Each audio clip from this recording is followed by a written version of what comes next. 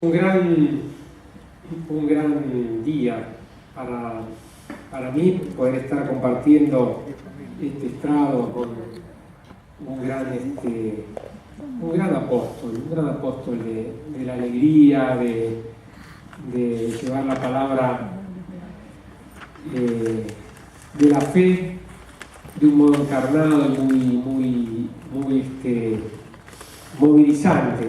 Estoy seguro que todos nosotros tenemos un muy grato recuerdo en nuestra vida del padre Ricardo, así que yo estoy muy feliz de estar aquí. Le agradezco mucho a Civilitas, a Luis María, a Sebastián y a todos los integrantes y las integrantes de esta asociación, y por supuesto a la Universidad Siglo XXI. ¿Qué querría complementar o continuar con lo que don Ricardo ha mencionado? Si les parece, les quiero compartir algunos de los elementos que pueden darnos algunas pistas para identificar cuáles son hoy los rasgos desafiantes y constitutivos del arte del buen político, y cuáles deberían ser los elementos a tener en cuenta cuando hablamos de liderazgo en este siglo XXI tan turbulento y tan desafiante, ¿no? Si pensáramos en formar o en inspirar a las nuevas generaciones para que se aboquen a la tarea del liderazgo público, ¿qué cosas habría que tener en cuenta o qué cosas tendríamos que considerar como constitutivas de ese desafío? Yo las fui anotando y las voy a compartir con ustedes, y después seguramente en la conversación podemos profundizarlas y ahondarlas, ¿no? El primer elemento, el liderazgo que tenemos que ser capaces de reconstruir, es un liderazgo libre y liberador. Libre y liberador. ¿Libre de qué? ¿Libre de qué? Habiendo tenido la ocasión de vivir muchas experiencias desde el punto de vista público, habiendo también conocido bastante a países de América Latina, la principal libertad que tiene que reconstruir el liderazgo público es la libertad de una manera muy grave de esclavitud. Es la esclavitud del dinero, es la esclavitud de la codicia. El liderazgo público no puede ser algo que esté al servicio del bien común si está esclavizado por el dinero. Es una nueva manera de opresión que está atada al origen que manifiesta muchos de los problemas que vivimos en nuestros países, que es el modo a través del cual se financian las campañas electorales y las actividades políticas. Ese es el primer elemento de liberación. Alguna vez alguien dijo: quien le gusta el dinero, que no se dedique a la política. Quien tiene afán por hacer dinero, que no se dedique a la política. La política es otra cosa, no es el afán de acumulación de riquezas. Y esa liberación del dinero desde un punto de vista filosófico nos lleva al otro elemento, que es ser capaz de poder evitar que una política rica se convierta en una pobre política. Porque una política esclavizada por la mirada del dinero se empobrece, lejos de enriquecerse en su servicio a la sociedad, se termina empobreciendo. Entonces, libre el dirigente político de la codicia del dinero. ¿Para liberar de qué? Para liberar de dos adicciones muy profundas que se le presentan al dirigente público antes, ayer, hoy y mañana. Dos profundas adicciones que se le presentan. La primera es la adicción de la omnipotencia, la sensación de que lo puede todo. de que no tiene límites en el ejercicio de su poder, de que es algo heroico en el peor sentido de la palabra, que es algo que no tiene que rendir cuentas a nadie. Y la segunda es la sensación de eternidad. Voy a estar para siempre en el poder, me voy a quedar toda la vida. El poder como una manera de habitación permanente y vitalicia. La omnipotencia y la eternidad son dos profundas adicciones que hay que tener en cuenta aún en estos tiempos de cambio tecnológico muy profundos. Segundo elemento que a mí me parece nuclear en la formación de un dirigente público es la opción preferencial por los pobres. Empezar por los más pobres para llegar a todos. No es una opción excluyente, pero es preferencial.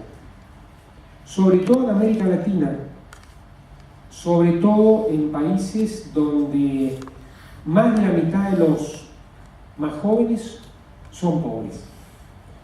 La política siempre es una cuestión de prioridades y también de cara al futuro es una cuestión de prioridades.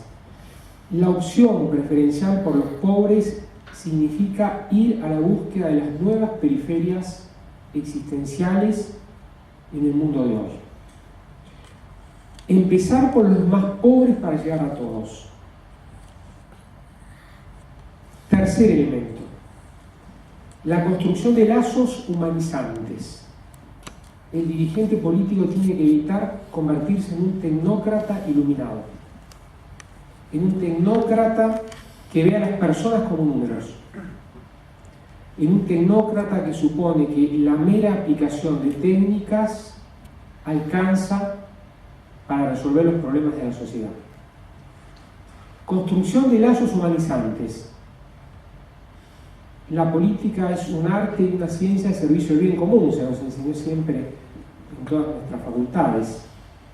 El político tiene que ser un artesano paciente de construcción de lazos humanizantes. La política no es un intercambio ni de objetos, ni de productos, ni de mercaderías, ni de bienes materiales. Antes que todo eso es la construcción de vínculos. Sin la construcción de vínculos personalizados y humanizantes, la política se convierte en una maquinaria ajena al ser humano. La historia, el hoy, el ayer da muestras más que excesivas de estas realidades. Cuarto elemento, el líder de un nuevo tiempo tiene que ser capaz de constituirse en un gran arquitecto de procesos. Y me explico un poquitito mejor.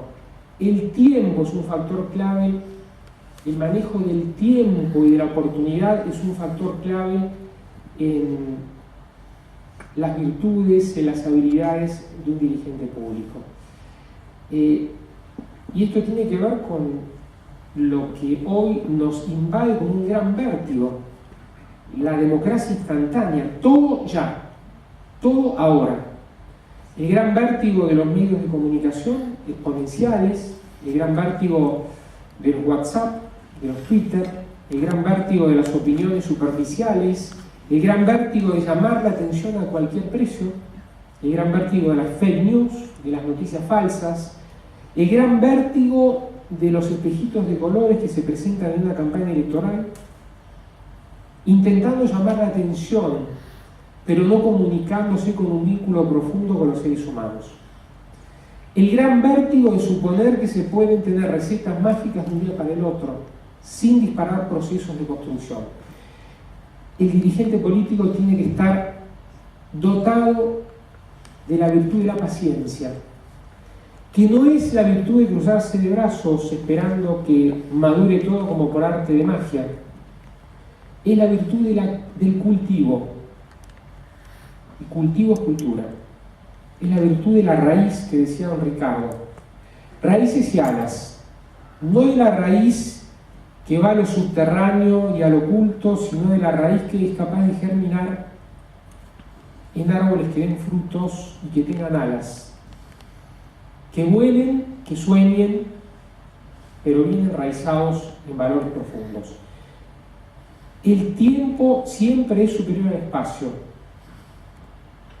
Y esto no es fácil a veces de advertir en el mundo público.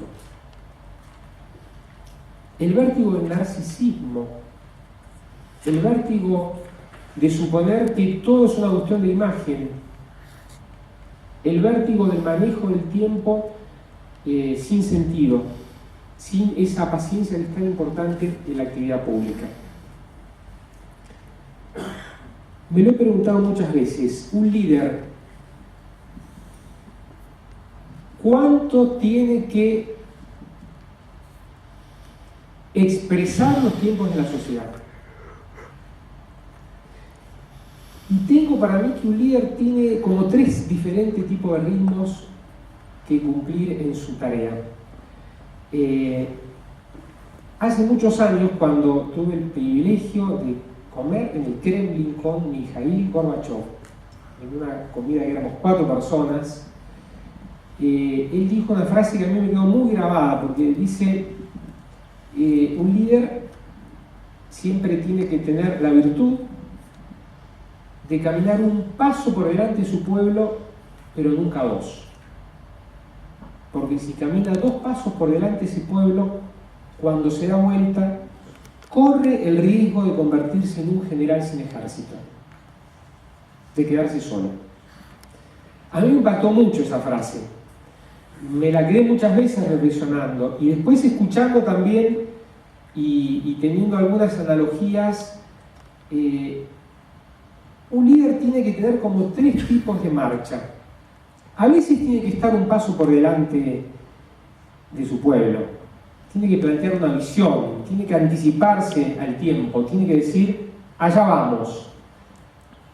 Otras veces tiene que estar a la par de su pueblo, tiene que escucarlo. El principal ministerio al cual tiene que aspirar un dirigente público es el ministerio de la escucha. Escuchar a su pueblo, aprender de su pueblo, ser discípulo del dolor profundo de su pueblo, sobre todo en pueblos tan sufrientes y heridos como los nuestros, con situaciones de pobreza y de inequidad y de tragedias sociales tan profundas. Aprender de su pueblo. Y muchas veces su líder tiene que estar un paso detrás de su pueblo, por aquello de que los últimos serán los primeros. Un líder no tiene que ponerse siempre en las primeras filas.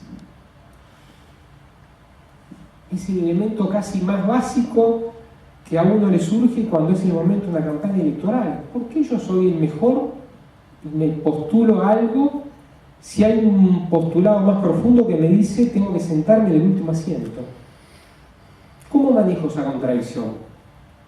¿Cómo manejo esa contradicción entre el mandato de sentarme en el último asiento del templo, entre comillas, y el mandato de querer ponerme en la primera fila para decir, acá vamos? ¿Cómo manejo la humildad necesaria en ese momento de tener que decir, yo quiero ser el elegido? Y en esa reflexión me parece que uno tiene que también muchas veces decir, yo me pongo en el último asiento. No voy ni adelante de mi pueblo, ni al lado de mi pueblo. Me pongo en el último asiento. ¿Para qué? Para lograr que los últimos vayan al primero. No para flagelarme en un gesto de humildad poniéndome último, sino para promover a otros. Por eso el auténtico líder no se eterniza en su puesto. El auténtico líder promueve también a otras generaciones.